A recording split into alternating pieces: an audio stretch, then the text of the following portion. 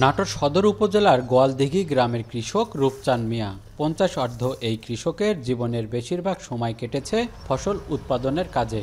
বাপ দাদার দেখানো পদ্ধতিতে কৃষি জমিতে ফসল ফলিয়ে এলো গেল কয়েক বছরে বিরূপ আবহাওয়ায় খাপ খাইয়ে ফসল উৎপাদনে সমস্যায় পড়তে হচ্ছে তার।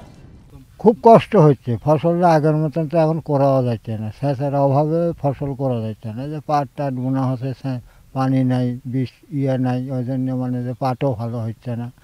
হ্যাঁ, দাবার হায়া থাকিচ্ছে, পাট বাড়ছে কম, ফলনও কম হবে।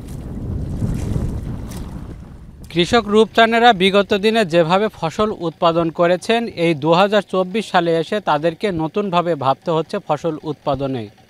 আবহাওয়ার সাথে লড়াই করে ফসল উৎপাদন করতে গিয়ে একদিকে যেমন বাড়ছে উৎপাদন খরচ, অন্যদিকে কমছে ফসল উৎপাদন।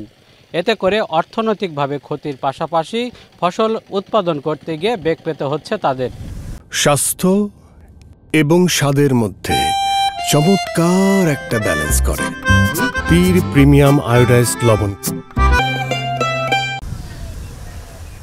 যে মাটিতে সোনা ফলে আজ সে মাটি পানির অভাবে ফেটে চৌচির। আকাশে মেঘমালার বিচরণ থাকলেও কাঙ্ক্ষিত বৃষ্টির দেখা নেই এই জনপদে। তাই তো আষাঢ়ের মাঝামাঝিতেও রোপা আমনের বীজতলা দিতে বেগ পেতে হচ্ছে চাষিদের।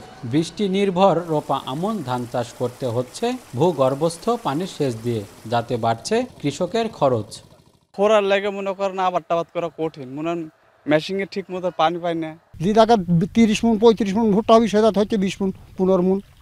তো এই তো হলো, তার ভিতর নাই দাম। ইরি বা বোরা বলা হয়, মানে বর্ষালি যে ধানটা বলা হয়, ধানের যে আমরা নামবো পরবর্তীতে, যে এই ধানটা আমরা করতে পারছি না শুধু খরার কারণে। সময় মতো ফসল না করলে ফসলে নষ্ট হয়ে যাচ্ছে, আমরা মার খা যাচ্ছি। কৃষি বিভাগের তথ্য বলছে, যে কোনো ফসল উৎপাদনের জন্য আদর্শ তাপমাত্রা হতে হবে অন্তত 30 ডিগ্রি। কিন্তু গত কয়েক বছর তাপমাত্রার পারদ উঠানামা করেছে 35 থেকে 42 ডিগ্রি পর্যন্ত, যাতে ঘটেছে ফলন বিপর্যয়। 10 বছরের পরিসংখ্যান বিশ্লেষণ করলে দেখা যায় 2013 থেকে 2024 সাল পর্যন্ত গড় বৃষ্টিপাত কমেছে 145 মিলিমিটার।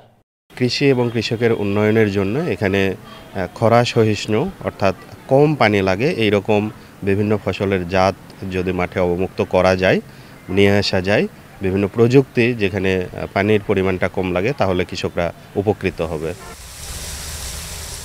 তাপমাত্রা বৃদ্ধি একদিকে যেমন কৃষকদের ফসল উৎপাদনে ভাবাচ্ছে, তেমনি দৈনন্দিন জীবনে এর প্রভাব ফেলেছে। আবহাওয়ার সাথে তাল মিলিয়ে ফসল উৎপাদনে যেমন বাড়তি খরচ গুনতে হচ্ছে, তেমনি কাঙ্ক্ষিত ফসল থেকে বঞ্চিত হচ্ছে কৃষক।